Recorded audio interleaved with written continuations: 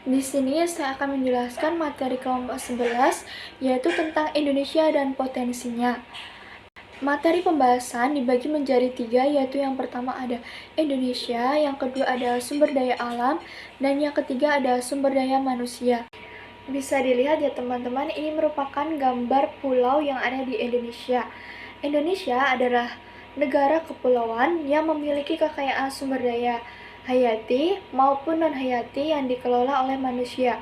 Sumber daya adalah nilai potensial yang memiliki materi dan beberapa unsur tertentu. Sumber daya dibagi menjadi 2, yaitu yang pertama ada sumber daya alam yang tidak dapat diperbarui, dan yang kedua ada sumber daya manusia yang dapat diperbarui. Sumber daya alam itu dibagi menjadi 3, yaitu yang pertama ada sumber daya alam berdasarkan asal, sumber daya alam berdasarkan kelestariannya, dan yang ketiga ada sumber daya alam berdasarkan pemanfaatannya. Untuk yang sumber daya alam berdasarkan asal itu dibedakan menjadi 2. Yang pertama itu ada sumber daya alam biotik atau organik.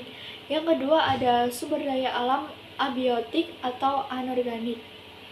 Sumber daya alam berdasarkan asal itu dibagi menjadi 2. Yang pertama ada sumber daya alam biotik atau organik, yaitu berasal dari makhluk hidup, yang dalam pemanfaatannya ini sendiri harus diolah terlebih dahulu supaya bisa digunakan, seperti hewan dan juga tumbuhan. Contohnya ban yang diperoleh dari pohon karet. Yang kedua ada sumber daya abiotik atau anorganik. Ini berasal dari benda-benda mati. Contohnya itu ada timah dan juga besi. Bisa dilihat gambarnya di samping. Itu ada gambar buah sawit, itu dijadikan minyak. Yang kedua itu ada gambar timah. Yang selanjutnya ada sumber daya alam berdasarkan kelestariannya. Dibagi menjadi 2, yaitu sumber daya alam yang dapat diperbarui. Itu adalah sumber daya alam yang jika dipakai secara terus-menerus tidak akan habis. Contohnya ada udara dan sinar matahari. Bisa dilihat gambarnya di samping.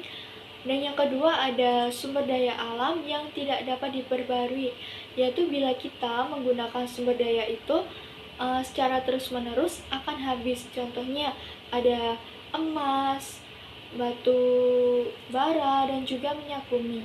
Selanjutnya ada sumber daya alam berdasarkan kelestariannya, dibagi menjadi 4, yaitu sumber daya alam ruang, sumber daya materi, sumber daya energi, dan juga sumber daya hayati. Yang pertama adalah sumber daya ruang, yaitu sumber daya yang diperlukan manusia dalam kehidupan sehari-hari untuk berbagai kegiatan. Contohnya ruang untuk pertanian. Dan yang kedua adalah sumber daya materi, itu dimanfaatkan oleh manusia untuk memenuhi kebutuhan sumber daya. Contohnya seperti garam dapur digunakan untuk memasak. Yang ketiga, sumber daya energi, yaitu dimanfaatkan manusia untuk menggerakkan perangkat untuk menjalankan aktivitas. Contohnya yaitu BBM yang digunakan untuk berkendaraan. Yang keempat ada sumber daya hayati, yaitu berbentuk makhluk hidup seperti hewan dan juga tumbuhan, dibutuhkan untuk memenuhi pangan manusia. Untuk materi yang selanjutnya yaitu potensi sumber daya alam di Indonesia. Yang pertama ada potensi sumber daya udara, yaitu di negara Indonesia ini udara dibutuhkan dalam pembangunan negara, yaitu sebagai pembangkit listrik yang dikenal dengan pembangkit listrik tenaga bayu atau PLTB yang berada di Sulawesi Selatan. Yang kedua ada potensi sumber daya air, ini sebagai pembangkit listrik dan juga kebutuhan kita sehari-hari sebagai air minum. Yang ketiga ada potensi sumber daya laut, yaitu hasil tangkapan ikan para nelayan nantinya akan diambil dan diserahkan ke perusahaan untuk diolah menjadi makanan yang lain. Yang keempat itu ada potensi sumber daya tanah. Jadi di negara Indonesia ini merupakan negara tropis sehingga cocok untuk dijadikan lahan pertanian dan juga perkebunan. Dan yang kelima ada potensi sumber daya tambang, yang dimana sebagai tumpuan ekonomi bagi masyarakat dan menjadi hal penting untuk menunjang aktivitas kehidupan kita sehari-hari. Yang keenam ada potensi sumber daya kayu. Jadi di negara Indonesia ini tercatat menjadi pengekspor produk kayu terbesar di dunia. Dan yang ketujuh ada potensi sumber daya pariwisata. Jadi tidak asing lagi di negara Indonesia ini pariwisatanya sangat banyak. Banyak turis-turis dari mancanegara berkunjung ke Indonesia ini untuk berwisata atau mengunjungi wisata tersebut. Jadi pariwisata di Indonesia ini sangat beragam dan dapat menopang perekonomian yang ada di masyarakat tersebut. Materi pembahasan yang ketiga yaitu sumber daya manusia di Indonesia. Sumber daya manusia adalah satu-satunya sumber daya yang memiliki akal, perasaan, keterampilan, pengetahuan, dan kreativitas. Dengan kemampuan fisiknya, manusia berusaha mengambil manfaat materi yang tersedia di lingkungan sekitarnya guna untuk bertahan hidup. Terdapat 4 potensi sumber daya manusia. Yang pertama, jumlah penduduk. Yang kedua, jumlah tenaga kerja. Yang ketiga, kualitas sumber daya manusia. Dan yang keempat, banyaknya kebudayaan. Langsung ke potensi yang pertama, yaitu jumlah penduduk. Potensi sumber daya manusia di suatu wilayah dapat mempengaruhi pertumbuhan dan perkembangan jumlah penduduk. Jika sumber daya manusia dimanfaatkan dengan baik, pastinya dapat mendukung pertumbuhan ekonomi dan kesejahteraan yang pada gilirannya dapat mempengaruhi tingkat kematian dan kelahiran. Yang kedua, jumlah tenaga kerja. Potensi sumber daya manusia berkontribusi secara langsung terhadap jumlah tenaga kerja.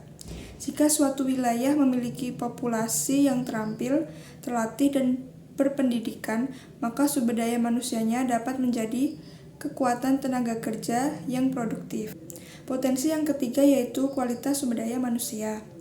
Pendidikan dan keterampilan individu memainkan peran kunci dalam meningkatkan kualitas sumber daya manusia. Individu yang memiliki pendidikan dan keterampilan yang baik cenderung memberikan kontribusi lebih positif terhadap perkembangan dan kemajuan suatu entitas. Potensi yang terakhir yaitu banyaknya kebudayaan. Potensi sumber daya manusia memainkan peran dalam mendorong inovasi budaya. Keberagaman dalam sumber daya manusia, termasuk perbedaan latar belakang budaya, etnis, dan nilai-nilai budaya, dapat menjadi sumber kekayaan budaya yang melimpah. Individu dengan latar belakang dan pengalaman yang berbeda membawa perspektif yang unik yang dapat merangsang kreativitas dan inovasi. Materi yang selanjutnya yaitu faktor yang mempengaruhi kualitas sumber daya manusia. Yang pertama ada pendidikan. Pendidikan yang baik dapat menghasilkan sumber daya manusia yang baik juga. Jadi pentingnya pendidikan untuk menghasilkan sumber daya yang berkualitas dan memiliki daya saing. Yang kedua ada lingkungan. Lingkungan sangat berpengaruh dalam membentuk karakter seseorang. Jadi seseorang yang lingkungannya, sekitarnya dikelilingi orang yang baik, pasti dirinya juga akan terbentuk menjadi manusia yang berkarakter baik, sehingga dapat menghasilkan sumber daya manusia yang berkualitas dan memiliki daya saing. Selanjutnya, upaya untuk meningkatkan kualitas sumber daya manusia ada 6. Yang pertama, pelatihan. Dengan menggunakan teknologi pembelajaran online untuk akses pelatihan yang lebih fleksibel. Yang kedua, pendidikan. Dengan menyediakan dukungan pendidikan seperti program beasiswa. Yang ketiga, pembinaan. Dengan mendirikan program pembinaan di dalam organisasi untuk membantu pengembangan karir karyawan di masa depan. Yang keempat, rekrutmen, yaitu memastikan penerimaan karyawan yang berkualitas dengan menerapkan proses rekrutmen yang cermat dan objektif. Yang kelima, kesempatan, yaitu dengan menyediakan kesempatan pengembangan melalui rotasi pekerjaan atau proyek khusus. Yang terakhir, perubahan sistem, dengan memastikan sistem evaluasi kinerja dan penghargaan sesuai dengan tujuan pengembangan sumber daya manusia. Peranan sumber daya manusia pada organisasi. Sumber daya manusia merupakan bagian yang terpenting untuk membentuk integritas dan mewujudkan visi dan misi suatu organisasi. Untuk mencapai tujuannya, organisasi pasti memerlukan sumber daya manusia sebagai pengelola sistem. Jadi, sumber daya manusia pada suatu organisasi harus memiliki karakteristik seperti motivasi, sikap, konsep diri, pengetahuan, dan keahlian dalam menghadapi tantangan dunia kerja ke depannya. Sekian materi yang dapat kami sampaikan.